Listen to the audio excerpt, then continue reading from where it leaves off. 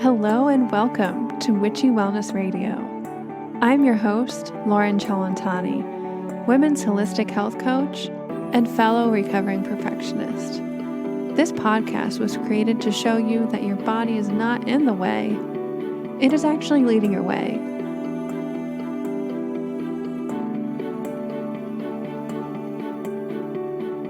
Hello everybody, welcome back to Witchy Wellness Radio, and again I am your host Lauren, and you are listening to episode 81, Healthy Long Life with Daniel E. Kennedy.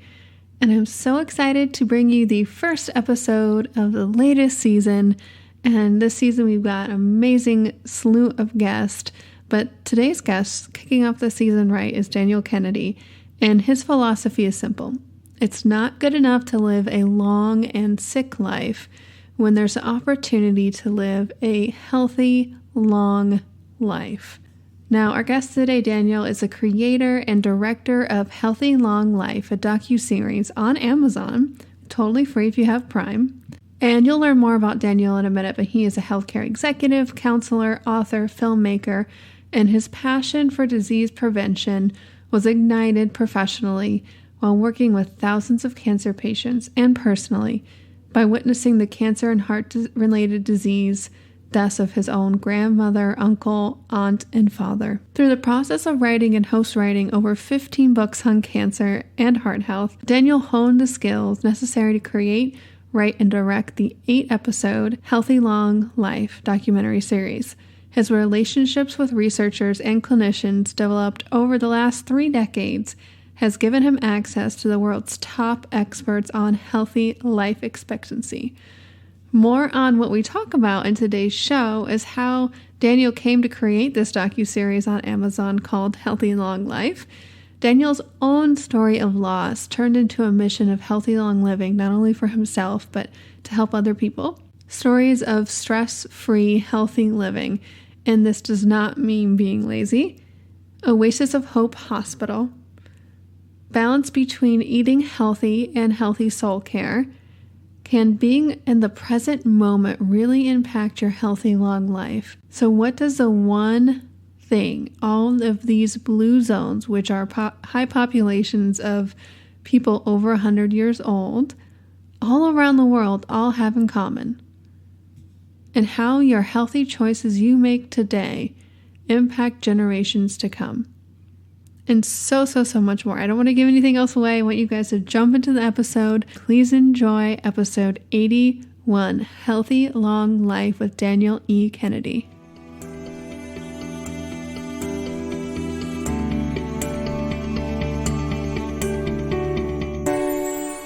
Hello, everybody, and welcome back to Witchy Wellness Radio. Again, I am your host, Lauren, and this is a show you get to learn your body is not in your way, but actually leading your way. And today we have the amazing Daniel Kennedy here, and we will definitely be learning how our bodies are not in the way today, let me tell you. A short little bio about Daniel before we get started. Most people live the last 10 years of their life suffering from sickness and high medical bills. But Daniel Kennedy says that doesn't have to be your fate. And he is here to share tips on how to live a long and healthy life. He's a counselor for cancer patients, author of the book, The Art and Science of Undermining Cancer, and also a filmmaker who has traveled all around the world uncovering health and longevity secrets. You can actually watch this really cool new documentary series called Healthy Long Life on Amazon Prime.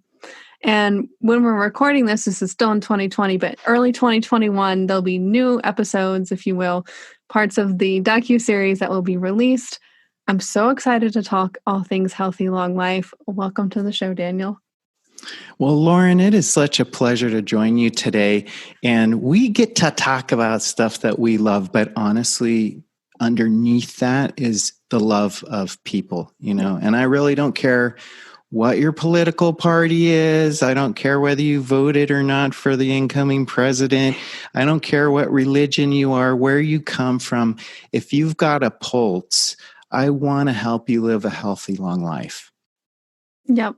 And I found that the more that you find yourself and your health and your wellness, the more that we want to give. And that comes from a very grounded, heart-centered place. But I want to know, how did Daniel get there? I mean, I know we all have our own beautiful awakening, health awakenings, if you will, that little synchronicities led us to where we are today. But I know that your docuseries is just a snippet of what you've done in your beautiful career. Could you kind of lead us through how you got to doing the work that you do today?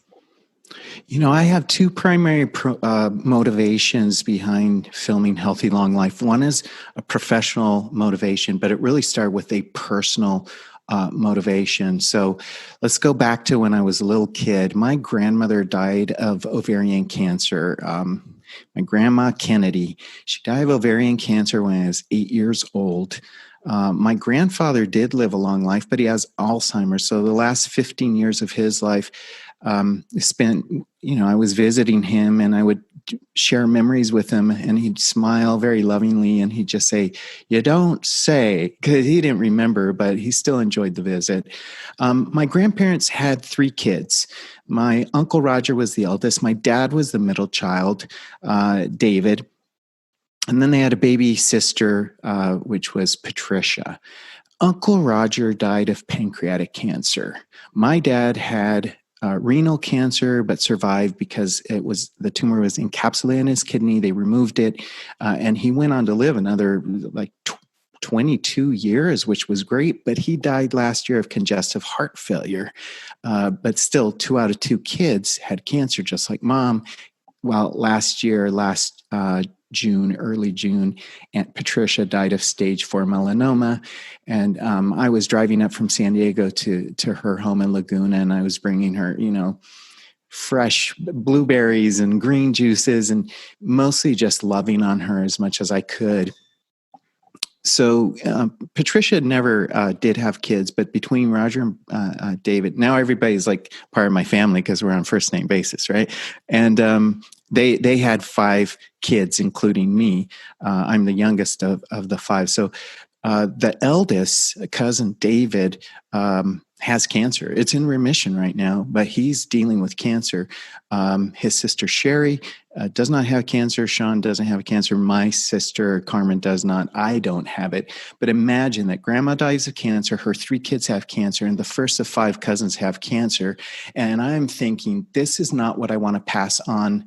I want to help my wife prevent cancer. I want my 2 daughters and my future grandchildren to live without cancer and heart disease and diabetes and obesity, which is the gateway illness to all of those. Professionally, a very different story. I am the first grandson of a man named Ernesto Contreras. And if you will Google Ernesto Contreras, you're going to go, what?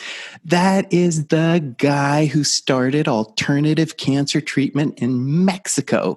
That is the biggest quack, they used to call him, and now he's just the OG, original grandfather of alternative medicine. And he was the first guy in the early 1960s to do holistic medicine, body, mind, and spirit.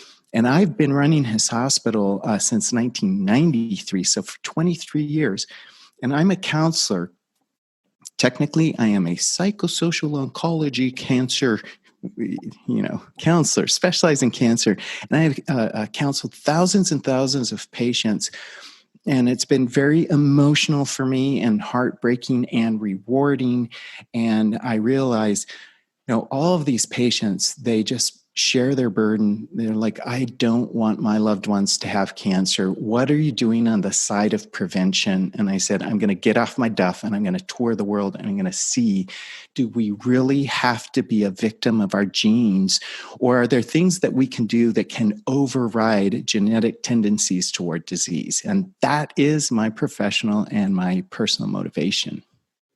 Yeah, there's always so much more of that personal behind the professional. Thank you for sharing your story with us, and I do feel like I'm just part of your family. I feel like there's a lot of Davids in there. My partner is also David, and I'm like, David, wait, why are you talking about my David? But yeah, That's awesome. We all have this huge fear of death. And I think that is probably the biggest motivator in a positive and maybe sometimes negative way. And it's enough to shake you awake and want to help people in the further generations after you. And what we're seeing right now is these baby boomers, a lot of them, going through this now.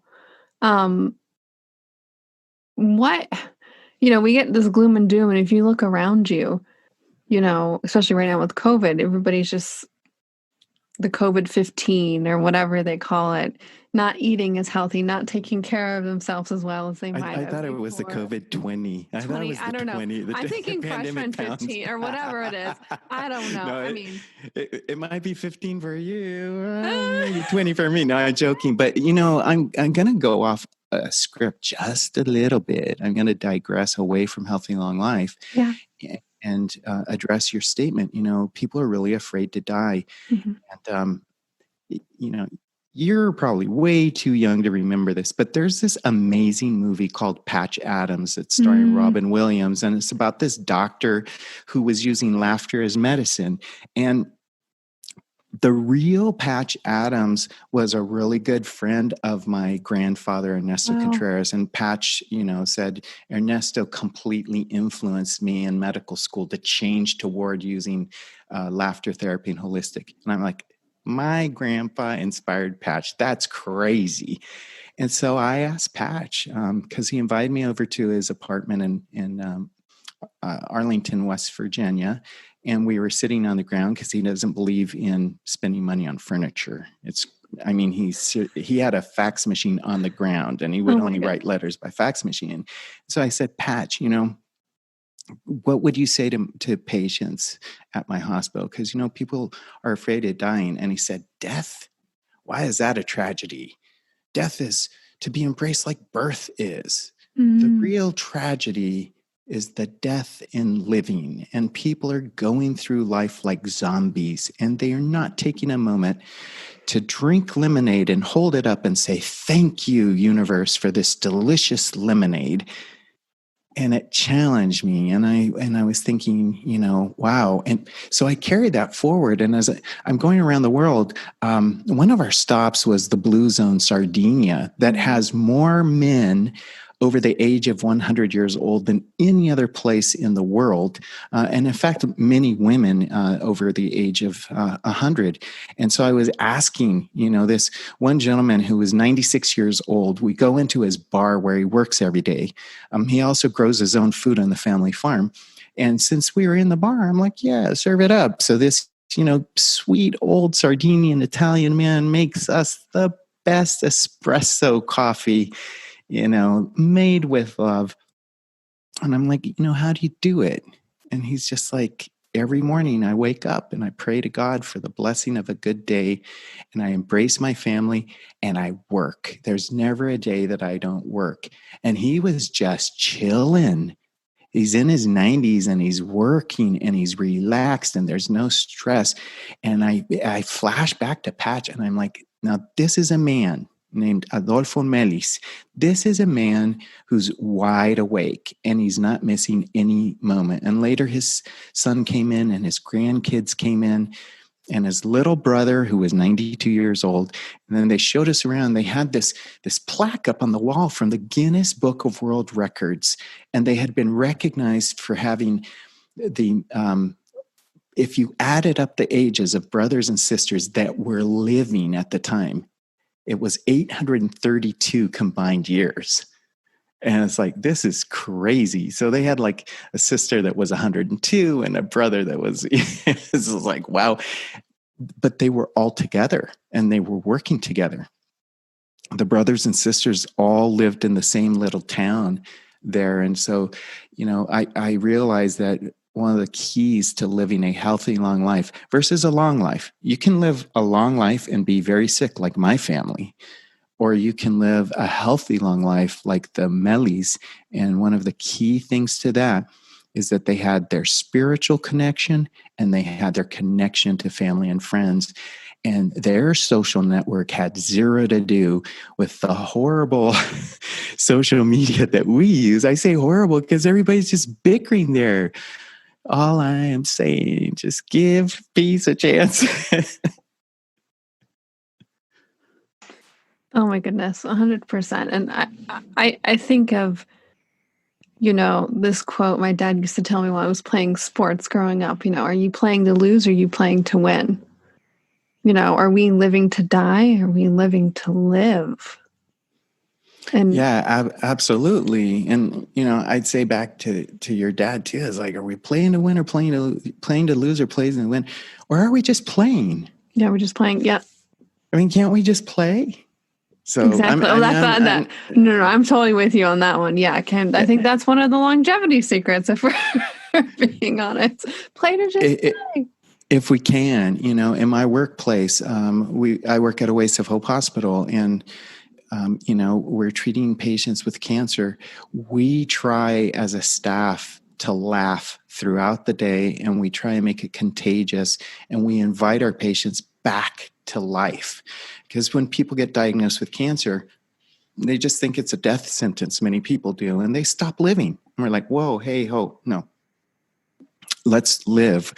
And we do crazy things, like we do art therapy, but we also once a week just play bingo with our patients, and we do sing-alongs, and we have like this cooking bar. I think it's so cool that we're teaching our patients how to do food prep of healing foods, because there's two messages going through to our patients. One is that food can heal, and nutrients can turn off cancer mutated genes. There's all the science. And in my documentary series, numerous experts explain that, like Michael Greger of How Not to Die. I have him in there. It's like incredible. And Dean Ornish talks about that, and Dr. Michael Clapper as well. So you get all this incredible information. So we're teaching our patients that not only in a lecture, but in hands-on, let's cook and let's eat something delicious. And we actually have a rooftop garden where we take them out, where we teach them how to plant and pick their food. But the second message is, you may have cancer, but you have a future. If you didn't have a future, we wouldn't be teaching you how to cook. And so you're going to cook for yourself, and then you're going to show your family how to cook, and then you're going to show your grandkids how to cook. And so we're really talking about the future as well. So I was able to take a lot of the experiences from filming Healthy Long Life and make sure that at the hospital, our treatment experience, I could align what I learned and bring it back to the hospital to give the best possible life-embracing experience to people that do have cancer. But we have a chance to influence their family members that don't have cancer. 100%. And for me, what I've learned along the way with my healthy journey, and we were talking off air, like this docuseries is the binge-worthy stuff that we need to be watching, right? And it's true. I had mentioned to you that if you watch it back to back, which you can, because it's so varied and there's so much different content. There are a few experts talking, but then we have chefs, like this chef in China that just makes this incredible dish, and then somebody in Mexico cooking traditional dishes. And we even went to Le Cordon Bleu in Paris, where a two Michelin star chef, Eric Breffard, took us on the rooftop garden at Le Cordon Bleu in downtown Paris. It's the largest rooftop garden, and takes us down and makes this incredible dish. And, we used to think Le Cordon Bleu is about butter, butter, butter, and all this unhealthy stuff. But he was telling me about how he gathered with other chefs, like the famous Alain Ducasse, and they signed a pact to promote sustainability in their cooking, and they're starting to get into nutrition.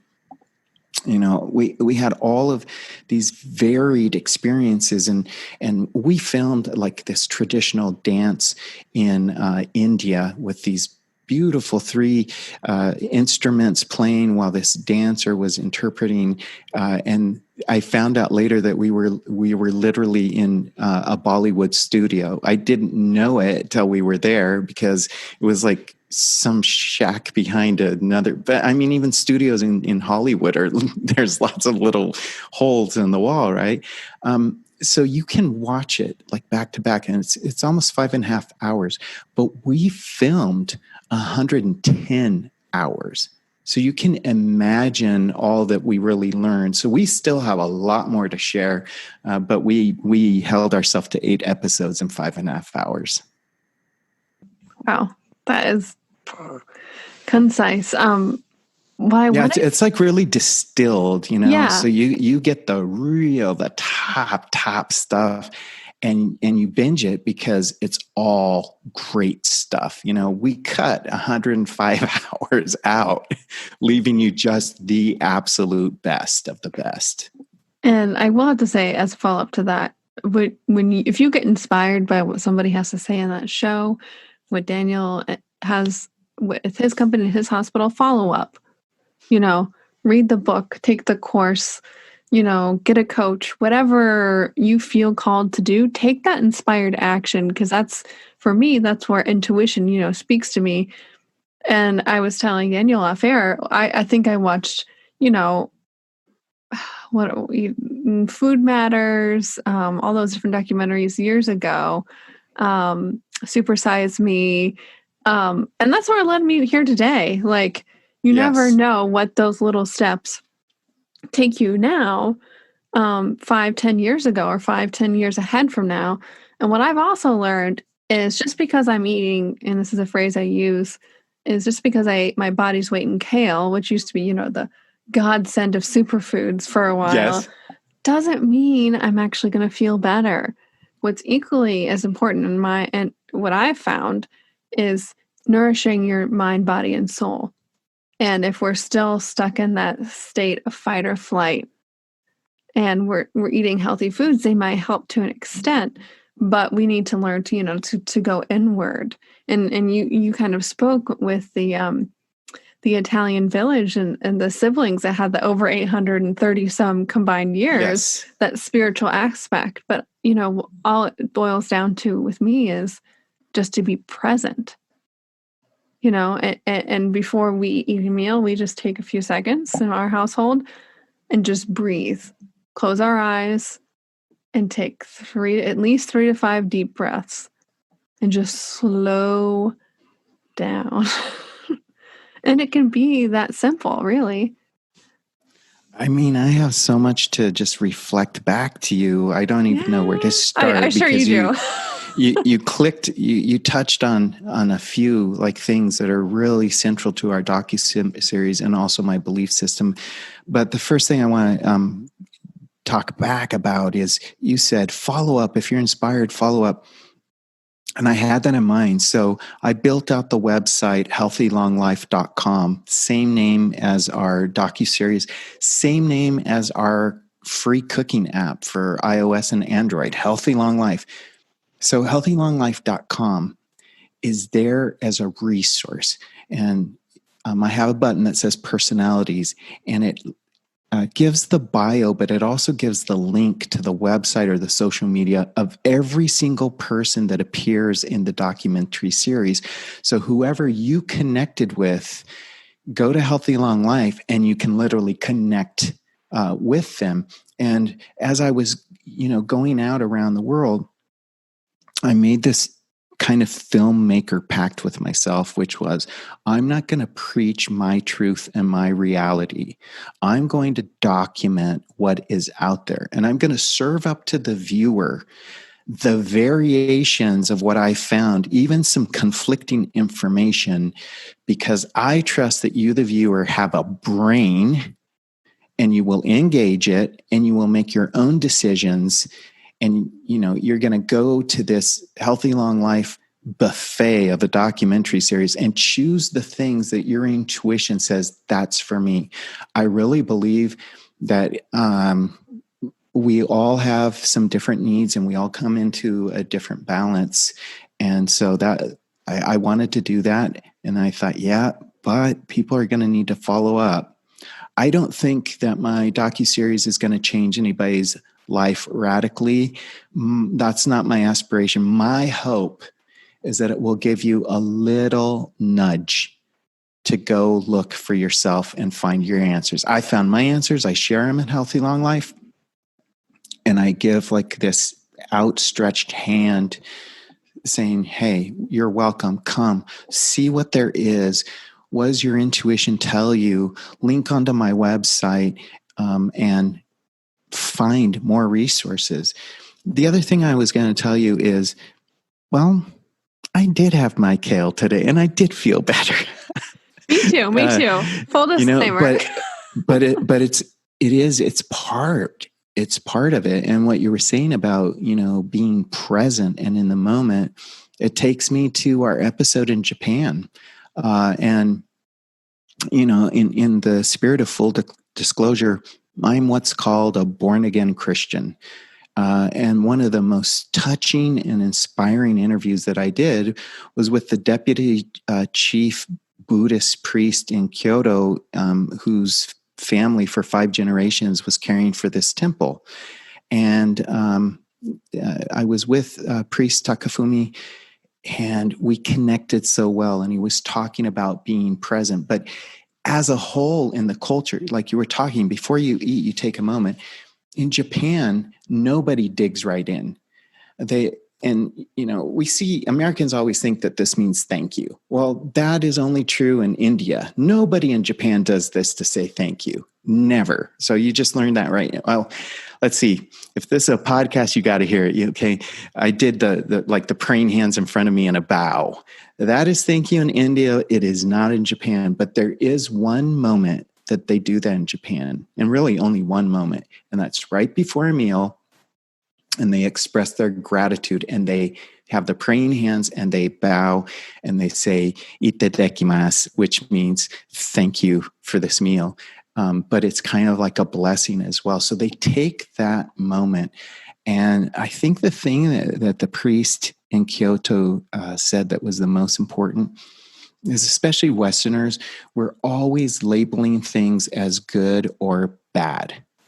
And he said, we need to learn to embrace all of it, because you grow so much through difficult times.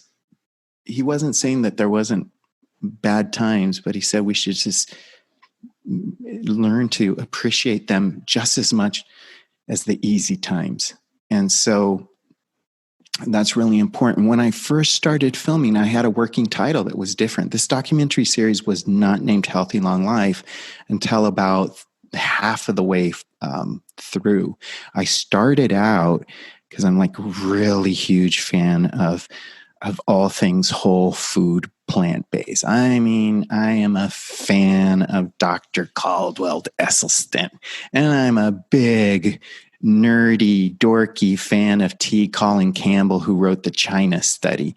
And so I'm like, yeah, that's what I'm going to find. The secret's going to be these plant-based diets. So my documentary series is going to be called Eating Well, Living Long. Catchy title, Eating Well, Living Long. And I go around, and in Sardinia, they're eating goat cheese. And the specialty is minestrone longevity soup with pork in it. And at weddings, they have like baby suckling pigs on a spit. And I'm like, what am I going to do with this? This is the centenarian capital of the world. There's more people 100 years old living healthy, and they're eating pig and goat cheese. Oh my God, I'm stuck. And what I realized was they have this balance that we just don't have in the Western culture. They're not eating goat every single meal. Their goat cheese, they make it the day they eat it. And, goat cheese has very limited amounts of the protein called caseins, which is related to cancer. So it's different than cow milk, but they're making it, and their serving sizes are ridiculously small. Their full meal, it was like, was that the appetizer? No, we're done. It was like, wait, that was just like a thimble full of coffee. Like, I need the venti, no, the Trenti. What's going on here? And that suckling pig is eaten like once a year, just like at a wedding celebration. So they have this lifestyle of moderation. And so even if they're eating animal product, it's just like a fraction of what we eat. But then they're active. They're growing their own food. There's literally, in Sardinia, there's not grocery stores. All the families are growing in their gardens, and they might have to go to a major city when, get some supplies that you're not going to make yourself. But they're all growing their own produce. They've got their own animals for their goat milk, and then they're active. So we were driving from town to town to film, and we were 3 miles out of town, up in the Grand Mountains, about 4,000 feet altitude, and we came to a stop, and we were stuck for 20 minutes because the elderly men of the next village over were getting their sheep to bring them back in for the evening. And so we had to drive another 3 miles to get to the next village. And I'm like, hey, what was up with that? And they're like, oh, yeah, that's what the men do every day. In the morning, they go up and leave the sheep and the goats to graze. So they walk up 3 miles, they walk back, and then they hang out with each other in the afternoon and work their farms. And then in the evening, they go up again 3 miles and back. So these guys were the kid in the group was 80. And some of them were 90, and they're walking 12 miles in the mountains, not 12 flat miles, mountainous miles every day, like ain't no thing. I'm like, this is key. So maybe they eat some animal product, but they burn it off. They earn it, but also they are not processing those animals in cruel situations. They let them, go and roam, and they value them because they're producing their milk for their cheese. So they're not just, killing animals all the time. It's a cultural thing. I know it's really, I have a hard time eating animals because I love my daughter's dog. And I mean, to me, I can't look in the eyes of the dog and then feel like super good about eating animal product. But lots of cultures, they're going to, you can't really argue with a whole culture that has survived for thousands of years, and they become the longevity capital of the world. It's better to not try to change them, but to try to learn from them. Well said, well said. And I think culturally, bio-individuality, you kind of touched on it before on how you created your docuseries is, for me, plant-based diet works great. Almost gluten-free, occasionally not. That for me feels really, really, really good. Other people, it might. But as you said, people dropping those little droplets of inspiration and seeing where those ripples come out in your own life is what this is all about. But the bigger gist of it all is you're learning how to override these bad genes with these good lifestyle choices. Could you kind of talk to us more about that, what you guys saw maybe and the science side of it all? Because, lifestyle choices, whether it's diet, I'm really into meditation and how that actually can affect your immune system and gene mutation. There's a ton of research out there. I would love to hear what you found over the 4 years that you guys filmed this. Yeah, it was 4 years. Yeah. We probably could have done it in a year and a half, but I was still working full time, and I still am at Oasis Hope Hospital. So, to pick up and go off to India, there's a lot of planning, a lot of work. But I did find a lot of science, and it's mostly because I pursued just top research organizations. So we had a chance to interview the director of nutrition for the World Health Organization in Geneva, Switzerland. And he absolutely talked about lifestyle medicine and said that the plant-based diet and the Mediterranean diet seem to be getting the best results. So Mediterranean diet does have some animal product and some olive oil in it. And plant-based people are not about the oil at all because oil is an extract, so it's not a whole food. So they want you to get your fats from whole food sources like nuts and avocados and things like that. But then I went to the Max Planck Institute in Germany, to the Department of Aging. And that's where I kind of got the first studies where they're actually doing the test, So lots of people say, well, I've researched this a lot. And it's like, no, you just read publications. That's just gathering information. And I am not a researcher. I am an information gatherer. And I distill it, and then I make it understandable to the general public. So I consider myself to be like a translator from the medical to the general understandings of health. But there I interviewed a researcher named Sebastian Granke, and he's made a statement that I found out as I continue to do interviews around the world, was the one thing that all of the experts agree on. And that was really hard to find, because some people like Caldwell Esselstyn are like, even olive oil will mess up your epithelial cells and lead to cardiovascular disease. So not even that. But then I'm talking to an expert in Italy, and it's like, oh, the polyphenols are so heart protective of all of, it's like, oh my gosh, I'm confused, right? There's one thing, and you're going to hear it right now on Lauren's podcast. Drum roll, please. What absolutely leads to a healthy, long life is caloric restriction.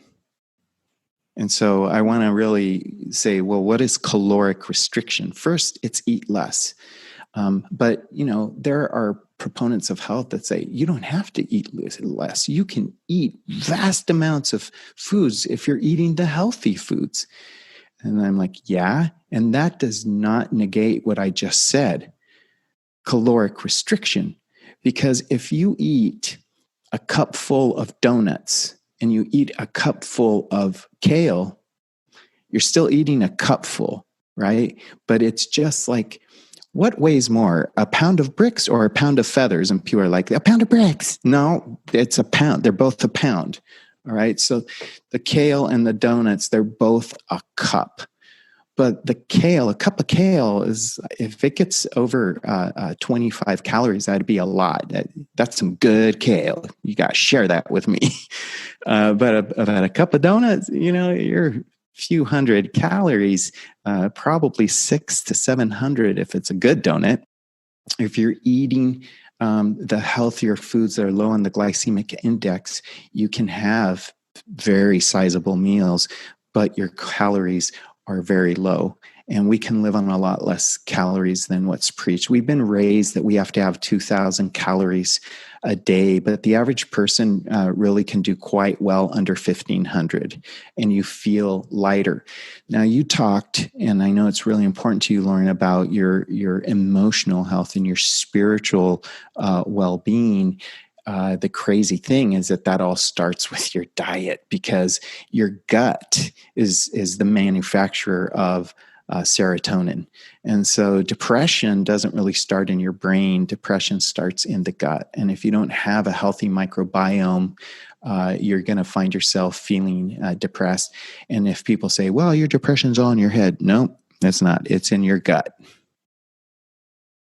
1,000%. Yes.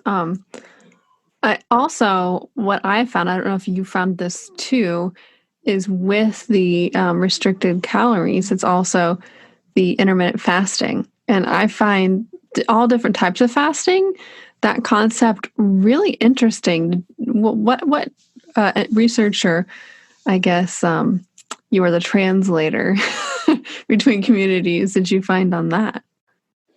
Yeah, so I didn't really ask about that topic, though I do have quite a bit of information on it. But that is not so much what the experts were talking about. I think it has its place, but I also think it's a little bit of a fad right now, because in the longevity capitals, I guarantee you they're not intermittently fasting, but they're working so much out of the fields that they're not able to just snack all day long like we do. So then that makes these natural pauses. Most of the experts are going against, it used to be this kind of new fad, like you should be eating small amounts all day long. You should have 5 meals. You should have 9 meals. And now the experts are saying, nope, your body needs to rest. In fact, it's really great if you could give your body 16 to 20 hours of rest, and have this tiny window that you're eating and you don't overeat. But I'll apply it like what is my nutritional jam? That's almost a pun, right? Jam and jelly. Okay. No. So puns are welcome. Puns are welcome. Oh no, I can't believe I said that. But kind of like what my flow and my groove. When I'm living my best life, Because sometimes when I go on vacation, if you want to take photos and post on social media, it's like, that guy just ate something he said he never would. Well, I didn't say I wouldn't. I just said, when I'm living my best life, I'm going to be plant-based, and I'm going to stop eating before 7 p.m. and not start eating till 11 a.m. And it's hard at first, but then it just becomes your rhythm, and it's like super easy. And then my first meal is going to be really light, and it's usually kale and blueberries, to be honest. That's like my addiction in the morning, and that works for me. And so how does that work for me? Well, I'm in my 50s, and I am not taking any kind of medication. And that was my goal, because as I was nearing my 50s, I was pre-diabetic. My cholesterol was, more like 300, way over the limit. My triglycerides were crazy. So high glucose, high triglycerides, high cholesterol. And the doctors all saying, well, you're at that age. It's time to get you on Lipitor. I won't even mention Viagra. Wait, I just said it. Like all those medications will be a part of a 50-something, well, now even a 40-something male's life if you're eating the standard American diet. It just straight up. In fact, the incidence of breast cancer is growing in men because of estrogen dominance. And it's like, well, what do you mean estrogen dominance? I don't have ovaries. Sorry to advise you, but estrogen is always also produced in men's body in the fatty tissue. So the more you're gaining weight and have fatty tissue, the more likely you are to have breast cancer, and the more likely you are to have erectile dysfunction and things of that sort. And if you go over to a plant-based and you get rid of the oils, and you get rid of the refined flours, and you get rid of the sugars, and you get rid of the salt, all of a sudden you turn it around, like in my life, and you have a normal cholesterol, and you have a normal healthy glucose, and no problems with triglycerides, and no pharmaceutical bills. So people are like, oh, well, that organic food is more expensive. No, the most expensive thing that you can do is get sick. How do I know? Because my dad was sick. You look at his social planner, it's like, oh, you must be a very influential man, Dad. All your appointments are with doctors. Well, no, that's because he was a client, not visiting for social reasons. And so, it doesn't have to be your fate. We do live in a broken world, so you can do everything perfectly and still get a disease, but you can lower your risk so much just by lifestyle. And, as you've brought up, Lauren, stress management, so important. So important. And for me, what brought me to eating a healthier diet, I was plant-based since high school. But it wasn't until after I graduated, and you can still eat plant-based and not healthy, because it was a vegan/vegetarian diet for years, but all the processed gunk. French fries, pizza, all the pasta. That's all vegan. That's all vegan. Yeah. I was on that train. Just like everybody has the COVID 15 or 20, whatever it is. I had that plus more from college. But like you said, my gut was so messed up. Horrible anxiety, depression, stress, everything from that. And cleaning up my diet and actually eating a real plant-based diet and starting to move my body. Like I tell people, I was so anxious, I couldn't even go to a yoga class because the anticipation of like not knowing what they're going to tell me to do next was like too anxiety prone to me. So I feel you. And I have good days. I have bad days. When I'm living my best life, it's on, but you never know how good you can feel until you feel it. You don't realize how clogged up everything is, even mentally. Yeah, I'm so in agreement with you. And it's only been 2 years since I'm off of Diet Coke, and everything labeled diet, or, it's just food marketing, right? And so I'm drinking Diet Coke to not have all the sugar or whatever. And when I finally was able to leave Diet Coke, I also left my habit of taking 2 Tylenol at least 3 times a week for stress headaches. And I always just thought, well, you're a CEO of a hospital and it's very stressful, and all CEOs are dealing with stress headaches because we're just working harder than just anybody. Nope, it was Diet Coke. And I'm like, oh my God, literally, I could have been headache free for the last 15 years of my life. Are you kidding me? I've had 3 headaches a week for the last 15 years. And I thought it was stress. And all I had to do was cut that out. And there's so many foods that are making you feel so terrible, and you don't know it until you leave those unhealthy foods. And today, I don't want to, shame you into making changes or browbeat you into making changes. I want to say, give it a try and embrace it. I was a pastor of a church, and we would start every year off with the Daniel fast. And it's basically, going plant-based for 21 days. And we would pray. And I'd have all these people come up to me and say, Pastor, I'm feeling so well. My stomach doesn't hurt anymore. My back pain has gone away. I haven't had so much energy in so long. And at the end of 21 days, we're Mexican. And so they wanted to have a carne asada, a barbecue, to celebrate the end of the healthy eating. And I was like, oh God, not like an expression, like a literal prayer. Oh God, why are we so stubborn? And I think it is the few people that will give health a chance before they get a deadly disease. When people get a deadly disease, what do I have to do I'll change, but you have this opportunity to do it now. And what I like to say is, one of my motivating factors is one day I'm hopefully going to be a grandfather, and I want to be the granddad that's out there teaching my grandkid how to surf. And I don't know how to surf yet, so I guess I'll have to learn how. But I want to be that granddad. I don't want to be the granddad that is, unable to move, and let's sit the kid up in his lap. And that's how, my dad was, and that's how my grandfather was. So I'm definitely not looking down on that, because I love them so much, but I would like to do something different with my life. And if you're listening to this and you also want to do that, keep listening to Lauren. She's bringing you great information.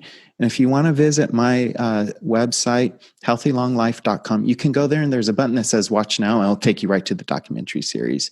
And there's a button where you can get the download for free to my cooking recipe app. And I'm just about to add my latest book called The Art and Science of Undermining Cancer, that tells you about all of the treatment that we do at Oasis of Hope Hospital. So all you have to do is healthylonglife.com, and you can follow us on social media from there. So you don't have to remember more than that.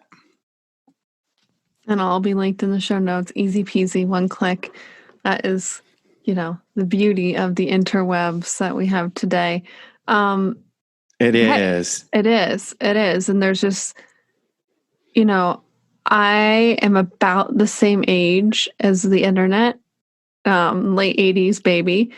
So, I really grew up with it. And it's just amazing that we have all this wealth of information at our fingertips. Talk about podcasts, all the health and wellness podcasts, YouTube's, docuseries, everything that there is for you to learn. There's always going to be an excuse. I'm not trying to shame anybody, but I was talking to myself that I don't have enough time. I don't have enough money. If you want to make the change, you can make it work. You are worth it. You can. And, I'm at least 20 years older than you, which means I'm 20 years in the future. Yeah. And I'm talking back to the past, which, you're 20 years behind me. And I'm telling you, it can be good up here Yeah. in the 50s and the 60s and your 70s. It can be good. But, Lauren, you're at that decisive moment where you can make the change. And I don't know if you're a mom or not, but I want to share with you this exciting news. When I was at Max Planck Institute, they also talked about how they have the research and the data on this, that if you make changes in your lifestyle, those healthy changes will be stored on top of the genes in proteins, and it's called epigenetics, or what's on the surface, right? Yep. And your epigenetics, when you then have children, you reproduce, the epigenetics override the bad genes. I mean, it's not like 100%, but it is scientific. It's studied, and they know that. And I'm like, that is, to me, such hope-building information. I've already had my kids, but my kids could make changes that would then help them. So, we've been sold this philosophy that, hey, if cancer runs in your family or heart disease runs in your family, there's nothing you can do about it. Hopefully you'll get lucky and escape it. But if it's in your genes, it's in your genes. Well, science says that you can make lifestyle changes and you can override those genes when you reproduce, and your kids can get this new epigenetic information and be healthier. Crazy, but true. Amazing. We actually have a podcast guest. I'll link the episode in the show notes. It's called Preconception Prep, where she's a health coach who helps moms and dads to be. And she says, if you have the time, 6 months, at least 6 months is a perfect time for you to get yourself. And she talks all about your gut microbiome. Theme here? I think so. But so true. And I want to kind of wrap up the show a little bit. And I want to know, I mean, we talked wide topics today, all of which I know we're both super passionate about. Someone's interested, I mean, obviously watching the docuseries and following that inspiration of their heart and their spirit. But, how can we take steps today to build a strong, healthy life for now, but also in the future? I'll try to sum it up quickly in 5 points. So remember, I did 110 hours of interviews. Now I'm going to sum it up into 5 points in under 2 minutes. The first thing I learned was this: medicine does not promote health. It absolutely does not promote health. Medicine, pharmaceuticals, fights disease. So you have to find other things if you want to promote health. So medicine has its place. It can help you once you're sick to maybe get unsick, but it can't get you healthy. So if you want to live a healthy, long life, you have to look for something beyond medicine. Next important thing is that we live lives of excess. And when I say excess, we're eating way more than we need to. Some of the servings at restaurants, it's that individual serving could probably feed 4 people. But it's not just the excess of food intake, but it's the excess of electronics and screen time and too much social media and too much overstimulation and watching the news too much, where we're freaked out and anxiety. It's the excess of unforgiveness and harboring all of this bitterness and resentment in your life from people that hurt you in the past, and you're carrying that excess emotional baggage. So we really have to just stop hoarding emotional pain and overeating and overstimulating ourselves through too much time in media and stuff. So excess is a big one to deal with. The next one is connections. And I mentioned that your social connections, your family, your friends, and your spiritual connection, your life with your God, absolutely combats anxiety and stress. Dr. Francisco Contreras, who's my boss at Oasis of Hope Hospital, states it so beautifully. He says, spiritual fortitude fights the fear of cancer better than anything else. The next thing is healing foods. Just like Dean Ornish said that in studies, they've identified over 500 genes that are instantly turned on or off depending on the nutrients that you eat. And Dr. Michael Clapper said it. He said, you take a bite of food and instantly in that moment, the nutrients start playing your DNA like a piano. And I loved it because he made, in the documentary, you'll see him playing a piano, an air piano. So important. And then the last one is being active. And I already shared that story about these men in their 80s that were walking 12 miles a day. It's just a normal thing. And as we need to get out there, get a move on. And in this time of stay-at-home orders, the best thing you can do, they all say, is breathe fresh air and get out to the outdoors where you're safe, socially distanced, where you can take off your mask, where you can get great oxygen and get a move on. And that's going to be probably the best way to get your mental health back after being so stressed and nervous about the pandemic.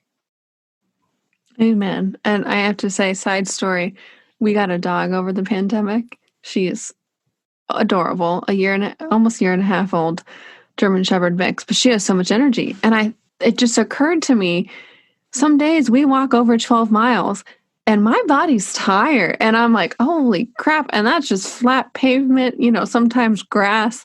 And these guys are up this mountain. Guys, that's a long hike. I've done some big hikes. I'm going to say Half Dome is a little bit longer than that in Yosemite. For them, that's just their life. It's not an outing. Yeah. But you said you're tired, but it's that good tired. It's a good tired. Right. Which leads to restorative sleep. Whereas most of us are emotionally tired from the stress, and then we can't sleep well and get the restoration. So that stress is so important.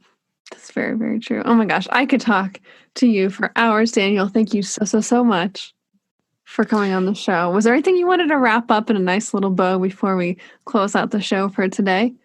Well, thank you for what you're doing. And, I've looked at a number and listened to a couple of your other podcasts, and you are bringing really solid information. You're giving a good perspective, but you are finding guests that can bring the science as well, because I don't think there should be a disconnect between science and warm, fuzzy things. I think that science can promote those warm, fuzzy feelings. Epigenetics, I'm like, that brings hope. Yes, I know. The science is there. But to really wrap it up in a bow, healthy long life is kind of this buried treasure. There is just so much out there that you can easily miss it. But when you find it and you connect and you watch that documentary series, you're just going to realize that you found gold that's going to help you. And so if I could ask you to do one thing in return for me, and when you're blessed and you watch it, what could you do for Daniel Kennedy? I would say, could you share it with somebody else that needs this information? If you have found gold and it moves you, share it. Amazing. Well said. Thank you. I was honored to have you on the show today. I cannot wait to finish binging your show. And again, there'll be a few episodes, I think new episodes in 2021 coming out, or when this comes out. So I'll make sure to link everything in the show notes. But thank you so much for coming on the show today. Yeah, thank you so much. And one of those episodes is going to be specifically on COVID-19 and what the experts are saying that you can do to reduce your risk of getting COVID-19 or to increase your ability to fight it and recover with a lot less consequences. And so I'm really, really excited to put that episode out early in 2021. Perfect. Thank you so much. All right. Thank you, Lauren. Nice to meet you. And remember, open up, surrender, trust, and let your body lead the way.